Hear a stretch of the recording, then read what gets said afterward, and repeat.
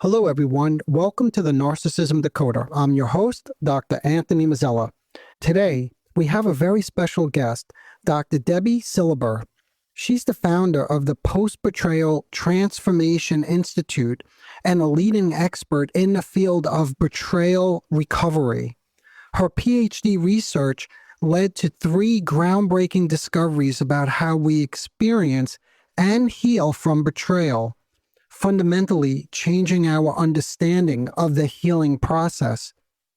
She's also the host of the globally ranked podcast From Betrayal to Breakthrough and has been featured on major media platforms.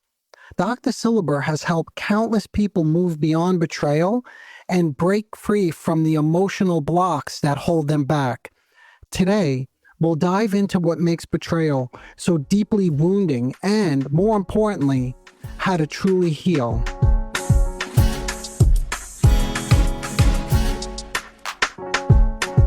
Hello, Dr. Debi. Welcome to the Narcissism Decoder. Thank you so much. Looking forward to our conversation. Same here. And it's a big conversation, actually, because the conversation today is on betrayal. And betrayal is unlike any other type of pain, right? It doesn't just hurt us emotionally. I mean, it impacts what? Our trust, our sense of security, maybe even our identity.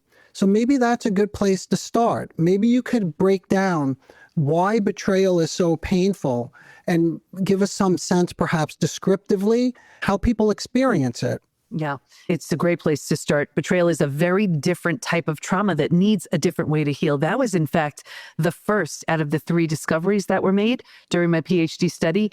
And to back up, just start with, you don't study something like betrayal unless you have to. So I've been at this 33 years, health, mindset, personal development, and then painful betrayals led me to study this at the PhD level. And I just wanted to heal. I mean, that was the whole interest.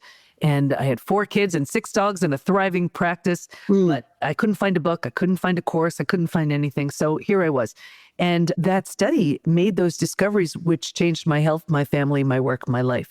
So to answer your question, the first discovery was that, as I said, betrayal is in fact a different type of trauma. Originally, I was studying betrayal and post-traumatic growth. And, an easy way to sum up post-traumatic growth, I look at it as sort of the upside of trauma, how that trauma, death of a loved one, disease, whatever, leaves you with a new awareness, perspective, insight you didn't have. But when you think about it, if you lose someone you love, you grieve, you're sad, you mourn the lost, life will never be the same, but you don't necessarily question the relationship. You don't question your ability to trust. You don't question your sanity. With betrayal, you do. And betrayal is different because of the shattering of the self, because of how intentional it feels, right? Yeah. Rejection, abandonment, belonging, confidence, worthiness, trust, they're all destroyed and they all have to be rebuilt. So I coined a new term, post-betrayal transformation, the complete and total rebuild of your life and the self after an experience with betrayal. I'm just curious, you mentioned your research, right? And I know you did, this was part of your dissertation, I guess, when you were in graduate school. PhD, yeah. Yes, okay. And you made some important discoveries, you were saying, right? Yeah. About how people heal from betrayal. Can you share? I mean, I know you also have a book on this, by the way, right, Dr. Debi? But maybe you could share just a little bit about the discoveries that you made and how people change, I guess, or how we even think about our approach to healing after a betrayal. Yeah. So the first discovery was the one that I just shared, that healing from betrayal is a different type of trauma that needs a different way to heal.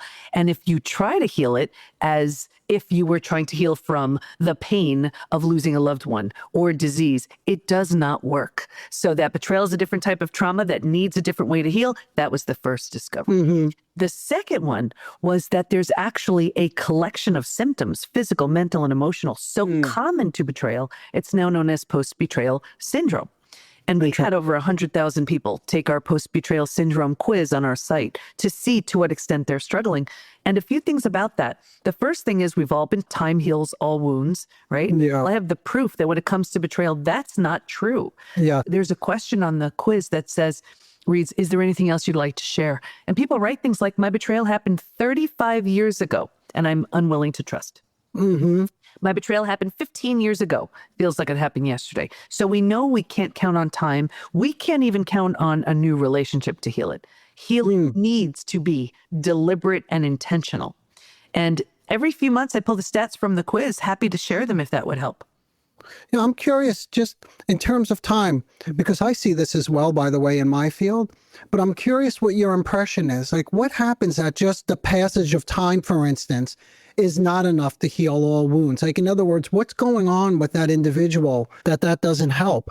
Yeah, and that's exactly what the third discovery was about. So I can dive into that one. What he learned was while we can stay stuck for years, decades, a lifetime, and most people do, if we're going to fully heal, we're going to move through 5 proven predictable stages. And what's even more exciting about that is we now know what happens physically, mentally, and emotionally at every one of those stages. And we know what it takes to move from one stage to the next. Healing is entirely predictable. Happy to share the stages if you want to hear them. Please. Are you up to stage 3 right now? Are we in stage 3? No. I didn't even share any of the stages. I just shared the first discovery and a bit the second discovery. The third discovery was the 5 stages. Oh, I got you. Yes, please. We're very interested in this. Sure. So, and everyone will know exactly where they are when I share them. So stage 1 is before it happens. And if you can imagine 4 legs of a table, the 4 legs being physical, mental, emotional, and spiritual, what I saw with everybody, me too, was a heavy lean on the physical and the mental thinking and doing, and kind of neglecting or ignoring the emotional and the spiritual, feeling and being. Well, if a table only has 2 legs, it is easy for that table to topple over. That's us. Stage 2, shock, trauma, D-Day, discovery day, the scariest of all of the stages. And this is the breakdown of the body, the mind, and the world. Right here, we've ignited the stress response. We are headed for every single stress-related symptom, illness, condition, disease. Our mind is in this complete state of chaos. We're like, what happened? Our world has just been completely upended. And our worldview is shattered. That's our mental model, the rules that govern us. Trust this person. These are the rules, right? And in one earth-shattering moment or series of moments, everything comes crashing down. The bottom has bottomed out, and a new bottom hasn't been formed yet. This is terrifying, right? Everyone remembers their D-Day. But think about it. If the bottom were to bottom out on you, what would you do? You grab hold of anything or anyone in order to stay safe, in order to stay alive. That's stage 3. I imagine most of your clients' patients come to you in this stage. Survival instincts emerge. This is the one most people get stuck in. Here's why. Once we figured out how to survive our experience, because it feels so much better than the shock and trauma we just came from, we think it's good. And because we don't know there's anywhere else to go, we don't know there's a stage 4, we don't know there's a stage 5, we think this is it. So we plant our roots here, and 4 things start to happen. The first is we start getting all those small self-benefits. We get to be right, we get our story, we get someone to blame, we get sympathy from everyone we share our story with, right? And we're so unhappy, but we think this is as good as it's getting, so we plant deeper roots.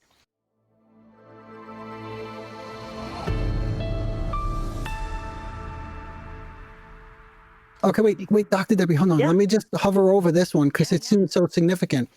So what's happening then at this moment, again, just thinking descriptively, is someone may present as what? Maybe complaining about the person who betrayed them, telling their story, but presenting it, I guess, in a way that they're getting a lot of sympathy or empathy, like how they were betrayed. Is that what it looks like? And they're medicating and suppressing the symptoms of post-betrayal syndrome, and they're so unhappy. If I show the other things that happen here, you will see exactly what they're doing. Okay. They're here longer than they should be. So now the mind starts doing things like, maybe you're not that great. Maybe you deserved it. Maybe this, maybe that.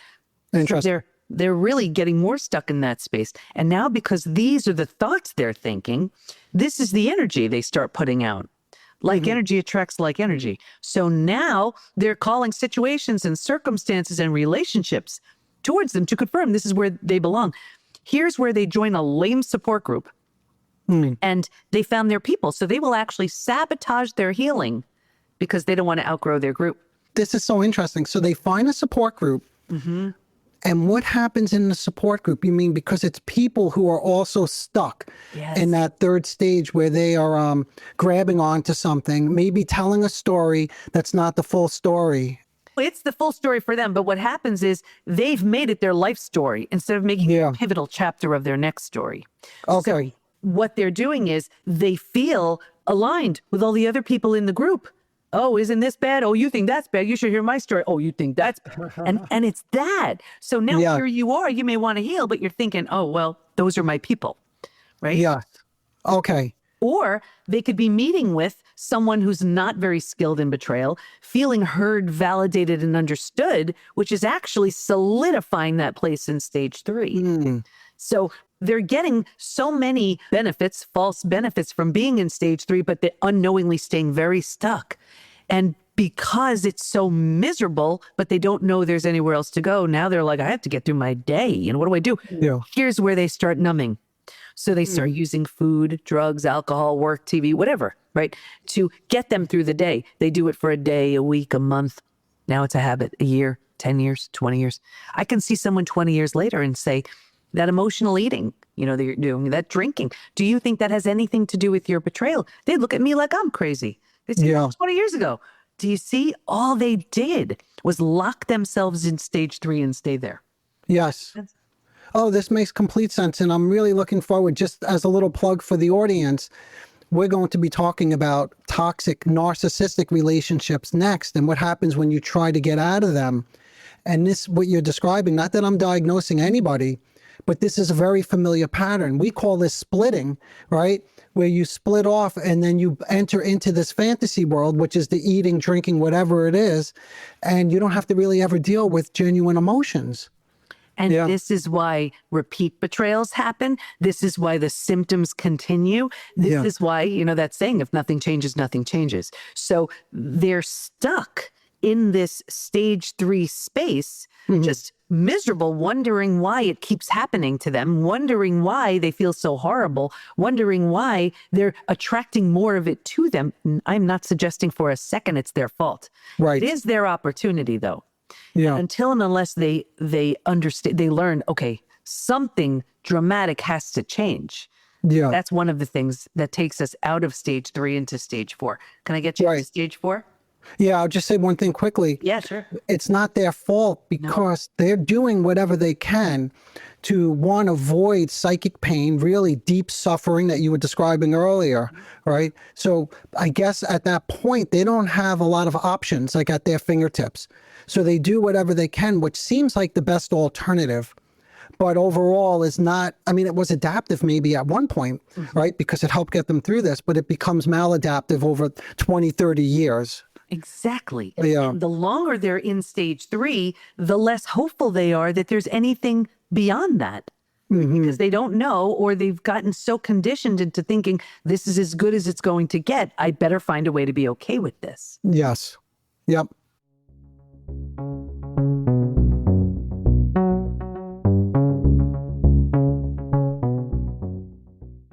So if they're willing to let go of their story, all it's brought them, grieve, mourn the loss, bunch of things they need to do, they move to stage 4.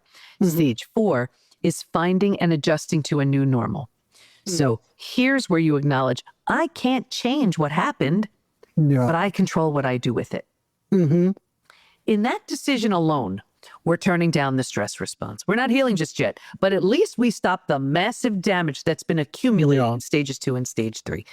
Stage 4 feels like if we've ever moved. Like if you ever moved to a new house, office, condo, whatever. Your stuff's not there. It's not quite cozy yet, but it's this sort of hopeful excitement, right?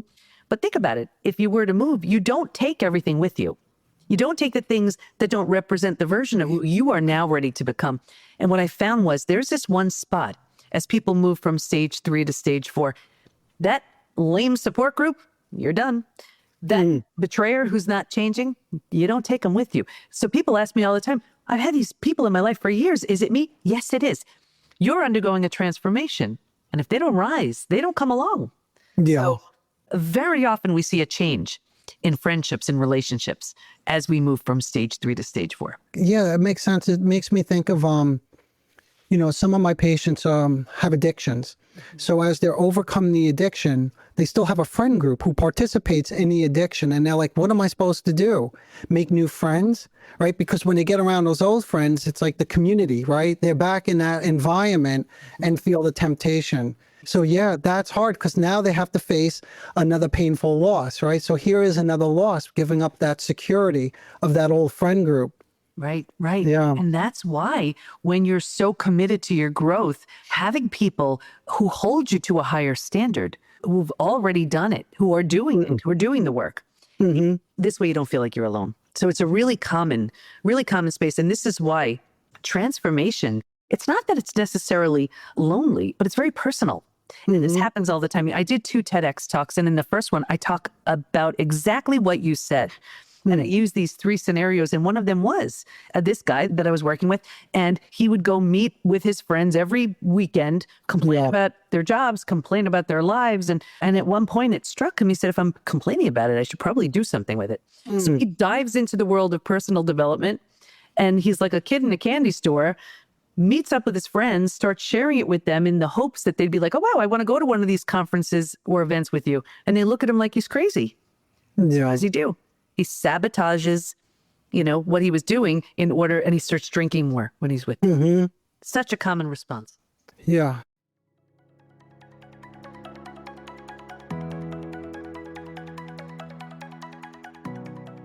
So once we've settled into this stage 4, we've made it kind of mentally our new home, we move into the 5th most beautiful stage, and this is healing, rebirth, and a new worldview.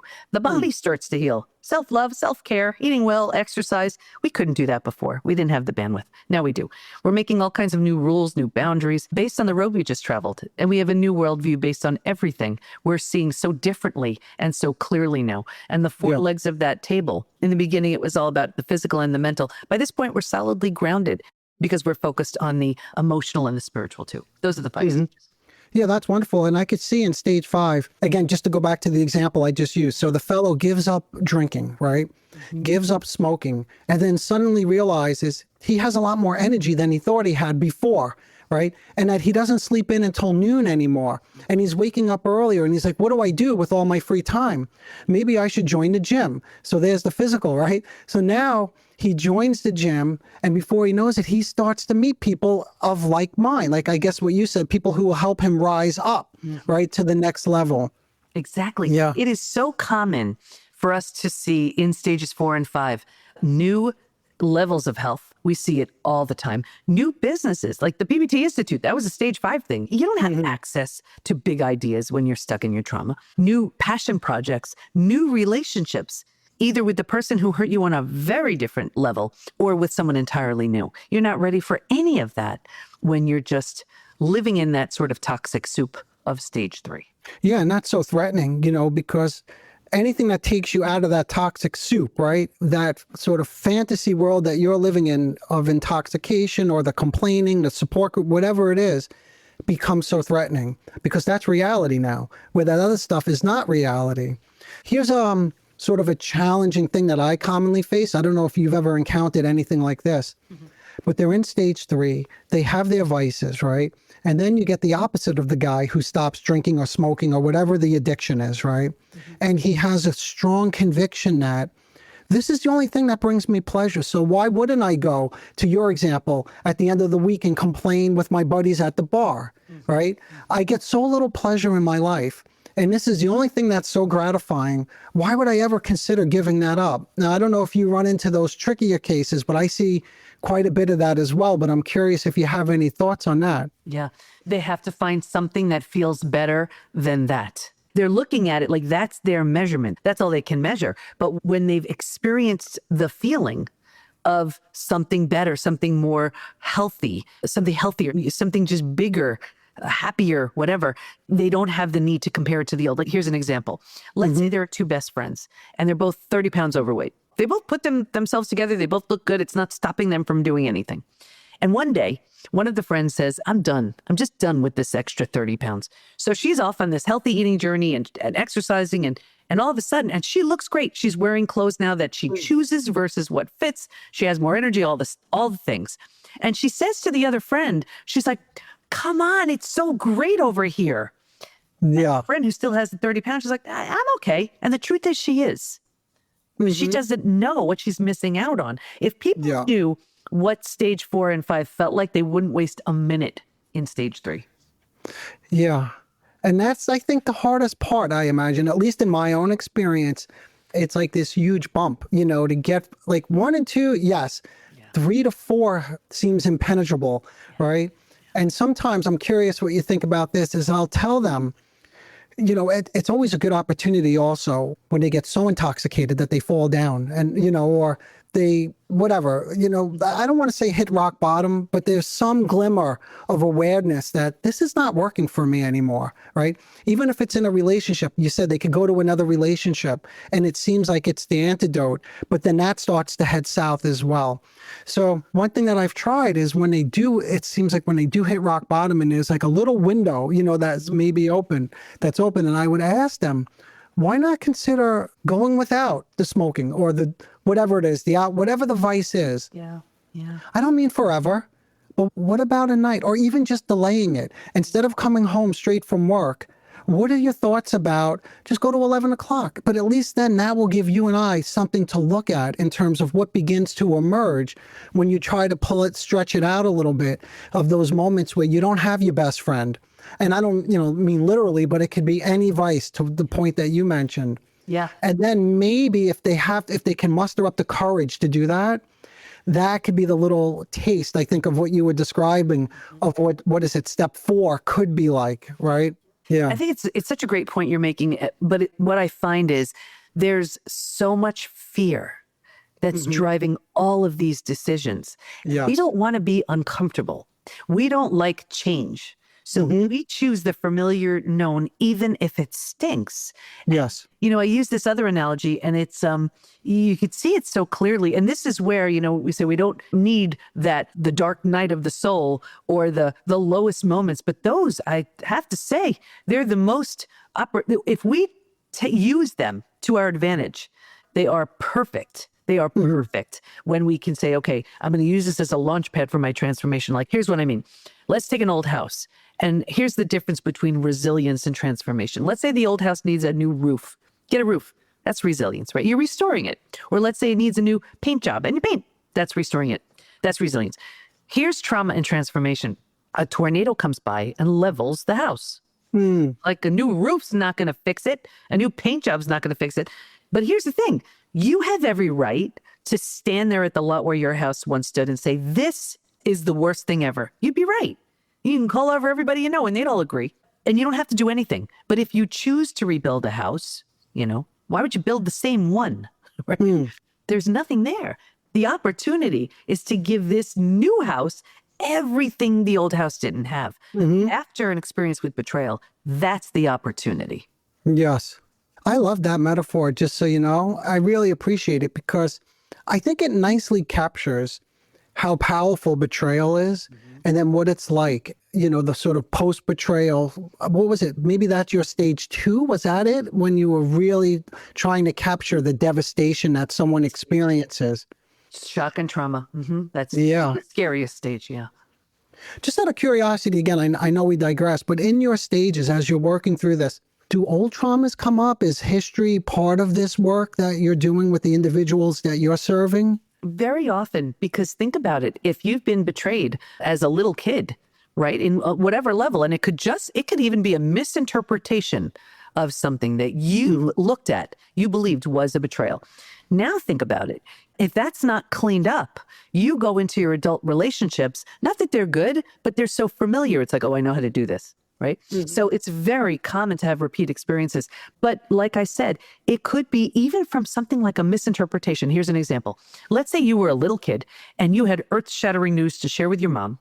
And she was in the kitchen and she was on the phone. And she's like, you race in. And she's, shh, right? She shushes you. You could have made that mean I don't matter. And then think about it. Now, what we feed grows. So if we feed that, now someone slams the door on you. You're like, well, I don't matter. Someone cuts you off in traffic. I don't matter. And now think about the people you would be in relationships with. Think about the opportunities you would take or not take because of it. And that could be from a simple misunderstanding of your mom shushing you. Yeah. And especially if mom shushing you once or twice, maybe 3 times, that you can absorb that sort of stuff, right? As long as mom is comforting and listening enough, right?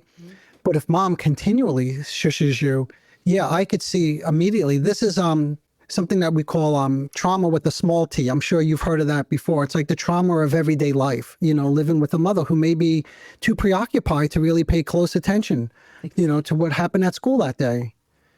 Death by a thousand cuts, Yeah. right? Yes. That's it. And the idea is that's why betrayal is such a great opportunity. And I know people are right now, they're like, oh, she's crazy. No, it really is. Because here's where, when your whole life cracks wide open, here's where you want to look and say, I now have an opportunity to look at every thought that goes in my head. If the old me went along with that, does this still serve? And if the answer is no, you don't bring it with you. So when I say deliberately and intentionally recreating yourself, I mean from the ground up. Yeah. That takes quite a bit of work, no? Or like what's the process typically look like? And this is a double barrel question. I'll ask two at once.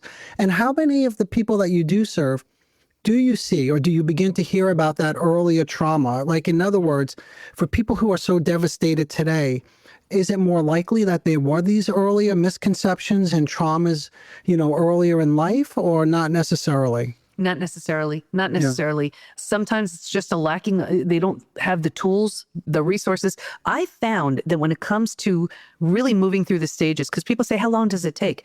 It's more a question of willingness than time. Because that person who is unwilling to let go of the story and all it gives, they're not healing. Actually, there were 3 groups in the study who did not heal. The first was the group where they had their story, they were sticking with it. That was it. They didn't want to risk letting go of that story. It gave them too much.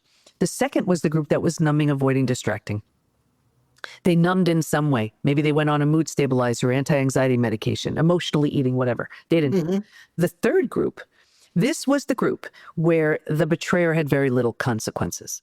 So whether it was out of financial fear, religious reasons, not wanting to break up a family, whatever, they just did all they could just to sort of put it behind them, turn the other cheek. I saw 2 things with this group. Number one, a further deterioration of the relationship. This group by far was the most physically sick. Wait, describe that again. So this third group, what was it? They turned away from the betrayal, or what happened there? There really weren't major consequences. After like they didn't lose. You mean they didn't lose as much after the betrayal? Is that what you mean? Yeah. Like, for example, with mine, first, my betrayals, first was my family, right? Then it was my husband. That was it. That was the deal breaker. So that crash and burn, I wasn't picturing doing this on my own, raising all these kids, all these animals, doing this. Yes. We sort of signed up to do this together. Yes. But it was in that shock of losing everything. Yeah. And I think, just to close the loop on my story, rebuilding is always a choice. Whether you rebuild yourself and move along, that's what I did with my family. There was no change, so there was really nothing to work with.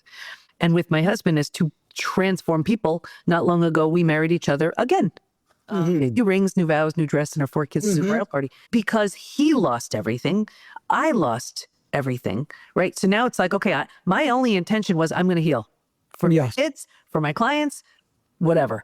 And then on his own, he did that work, right? So we went up again as 2 very different people. Yes. So many people are so afraid of the death and destruction of the old. That's the only way you birth the new. Oh, that's beautiful. And I'll tell you, I work with a lot of couples as well. And sometimes when they come in, they are fighting so intensely, we cannot get productive work done. So I have to split them up. Right. And sometimes meet with them individually or just tell them, you can't talk to one another. You have to talk through me. And sometimes it's so severe that one of them leaves, and they'll separate. But oftentimes, if they continue the work, and that's the critical piece, like you said, with you and your husband, you both continue the work. It's not so uncommon that they get back together. And they get back together, not in the old way. Like, this is new. This is a new relationship now because they've both done the work independently. Yeah, that's so interesting. House. That's what I'm trying to explain. It's not patching up the old house. Exactly. That's what people do. It doesn't work. When the old house crashes and burns, and then you collectively decide, okay, I'm going to just heal. I have no idea what's going to look like. That other person, you can build an entirely new house. Yeah. And it's beautiful. We're having more fun now than ever. Yeah, of course. So, Dr. Debi, there's still so much more to say. We have to begin to wrap it up. And you have me so curious also about your research. I didn't even realize there were 3, maybe even more groups, because I don't know. I mean, I'd love to do a deep dive just into your dissertation, right? This was the dissertation you're referring to. Yeah. Yeah. That's where the 3 discoveries were made. Yeah, that's what Yeah. I write about. Any last minute thoughts that you want to leave the listeners with? Any takeaway points that we can sort of hang on to after you leave us? Yeah. Thank you so much for the opportunity. I know how painful it is. I've been there. But I also know how great it feels to be in stage 5. So healing is a choice. If you've found you're in stage 3, move through the stages. And at least you get to live as that stage 5 version of yourself, which will blow your mind because that version is pretty spectacular. Oh, that's really nicely said. I really appreciate the part that healing is a choice, right? Because oftentimes what you hear is that they have no control over this, right? And what you're saying and what your research has demonstrated and your work, obviously, is that it is a choice. And there's a silver lining or hope, right? This is a very hopeful message that you're giving us. So I want to thank you as well for taking the time to come on to the podcast and share some of your research. And you have an institute as well, is that right? Yep. Where maybe you could just say one quick word about that, just for the listeners, but for me as well. I'm curious to hear a bit more. Sure. Everything is at the PBT as in post-betrayal transformation, thepbtinstitute.com. We have, if the research proved it works, it's in there. If it proved it did not work, it's not. And we have our 3-month program. It's called Reclaim. You work with our certified coaches. You take daily classes. We have our signature programs and you follow a roadmap. If you come in at stage 2, you do all the stage 2 stuff to get you to stage 3. You're in stage 3, do all the stuff to get you to stage 4 and stage 5. So our coaches are all certified in the 5 stages, but they all specialize in every different aspect of healing you'd need if you're struggling to heal from a betrayal. And we have a program for the betrayers as well. Well, great. Well, thank you again. I really appreciate it. I'll put all that information just for the listeners in the show notes. So, Dr. Debi, it's been a pleasure. Thank you so much. Yep. And everybody, until next time, bye for now.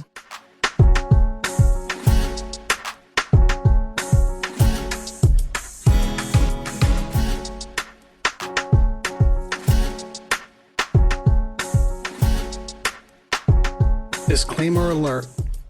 The Narcissism Decoder podcast is provided for general information purposes only.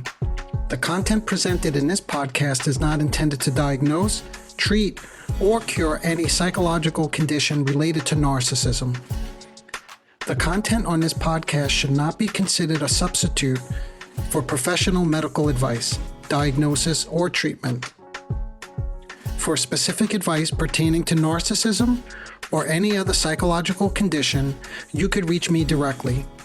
I am an experienced mental health practitioner who is always taking on new patients. If you would just like a consultation, I can do that too.